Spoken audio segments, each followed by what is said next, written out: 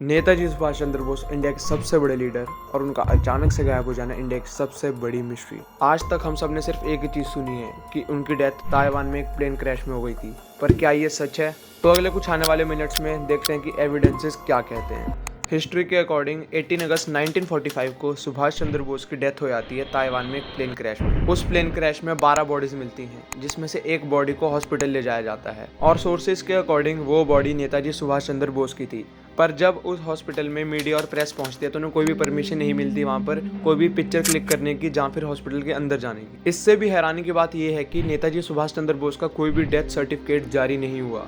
पूरे केस में सिर्फ एक डेथ सर्टिफिकेट जारी किया जाता है, जो कि एक जापानीज सोल्जर इचिरो ओकुरा का था। 1947 में हमें आज़ादी मिलती है, जिसके बाद जवाहरलाल नेहरू प्राइम मिनिस्टर बनते हैं और वो भी 1949 में इसके लिए एक इन्वेस्टिगेशन स्टार्ट करते हैं। हिस्टोरियन प्रतुल चंद्र गुप्ता को इसकी जिम्मेवारी दी जाती है। ये रिसर्च करीब 3 साल तक चलती है और उसमें 490 पेज की एक मैन्यूस्क्रिप्ट भी तैयार होती है। लोगों को लगता है कि अब मिस्ट्री सॉल्व हो जाएगी, पर उस मैन्यूस्क्रिप्ट को कभी भी पब्लिक नहीं किया जाता। ऐसा क्या था उस मैन्यूस्क्रिप्ट में, इसका तो किसी को नहीं पता, पर इसके बाद कुछ थ्योरीज बननी स्टार्ट होती हैं। थ्योरी नंबर 1, कुछ लोगों का मानना है कि सुभाष चंद्र बोस जिंदा थे और वो रशिया में रहे। 1985 तक गवर्नमेंट ऑफिशियल्स उनसे कांटेक्ट में भी रहे। उनमें से एक ऑफिशियल थी खुद पंडित जवाहरलाल नेहरू की बहन। जवाहरलाल नेहरू की सिस्टर विजय लक्ष्मी पंडित इंडिया की सोवियत यूनियन के लिए एम्बेसडर भी रही।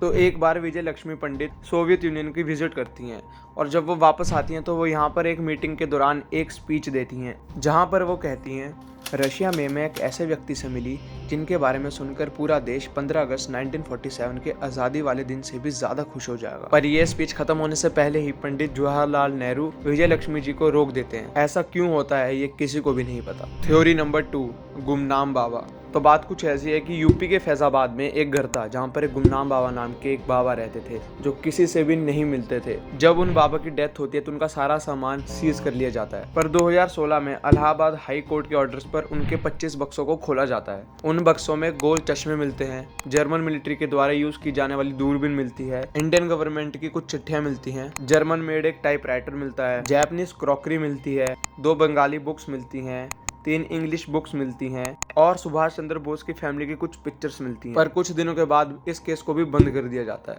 इस सबसे पहले भी इंडियन गवर्नमेंट की 3 इन्वेस्टिगेशन टीम्स इसके ऊपर बनाई जाती हैं। 1955 शाह नवाज कमीशन, 1970 खोसला कमीशन, जिन कमेटीज के कंक्लूजन में यह बताया जाता है कि नेताजी सुभाष चंद्र बोस की 1945 में डेथ हो गई थी। पर 1999 में मुखर्जी कमीशन को भी बिठाया जाता है, जिसके कंक्लूजन में यह बताया जाता है कि नेताजी का एक प्लेन क्रैश में मरना पॉसिबल ही नहीं था, क्योंकि 1955 और 1917 की दोनों इन्वेस्टिगेशंस इंडिया में हुई थी, पर ये 1999 की इन्वेस्टिगेशन ताइवान में हुई थी। ये कमीशन जब पुराने ताइवान की गवर्नमेंट के रिकॉर्ड्स और उस एयरपोर्ट के रिकॉर्ड्स चेक करती है तो पता चलता है 1945 18 अगस्त को वहाँ पर कोई भी प्लेन क्रैश नहीं हुआ था। इस सब के बाद भी टोक्यो के रेनकोजी टेम्पल में नेताजी सुभाष चंद्र बोस के एशिस को रखा जाता है। नेताजी सुभाष चंद्र बोस की फैमिली इन एशिस के डीएनए टेस्ट के लिए मांग करती है, पर इंडियन गवर्नमेंट साथ ही साथ जापानीज गवर्नमेंट उसको खारिज कर देती है। अब आप सोच रहे होंगे कि अगर नेताजी सुभाष चंद्र बोस जिंदा थे और वो यूपी के फैजाबाद में रहते थे तो वो इतने टाइम तक दुनिया के सामने क्यों नहीं आए। इसके पीछे का रीजन ये बताया जाता है कि सुभाष चंद्र बोस ने आज़ाद हिंद फौज की स्थापना करी थी। उस टाइम पर इंडिया में सिर्फ 20,000 ब्रिटिशर्स थे। उनका मानना था कि वो ब्रिटिशर्स पर हमला करेंगे और इंडिया को आज़ाद करवा देंगे। उस टाइम पर वर्ल्ड वॉर 2 भी जारी था। नेताजी सुभाष चंद्र बोस इस मौके का फायदा उठाना चाहते थे और वो एक्सिस पावर्स की 2 सबसे बड़ी कंट्रीज जर्मनी और जापान से मदद मांगने भी गए। पर जब उन्होंने देखा कि ब्रिटिशर्स के आगे जर्मनी और जापान हार रहा है, तब उन्होंने अंडरग्राउंड होकर रशिया जाकर रशिया से हेल्प मांगने की कोशिश करी, क्योंकि अगर वह पकड़े आते तो उन्हें भी ब्रिटिशर्स और अमेरिका के द्वारा वॉर क्रिमिनल माना जाता और जापान के मिलिट्री लीडर हिदेकी तोजो की तरह फांसी लगा दी जाती। तो थ्योरी के अकॉर्डिंग इसलिए उन्होंने रशिया जाना सही समझा और रशिया की हेल्प मांगना भी सही समझा।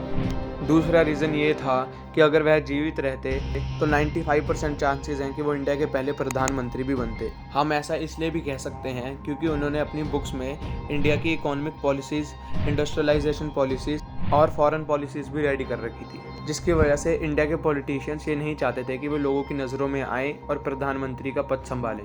तो शायद इस वजह से भी वर्ल्ड वॉर 2 के ख़त्म होने के बाद और रशिया से वापस आने के बाद उन्हें यूपी के फैज़ाबाद में गुमनामी से रखा गया।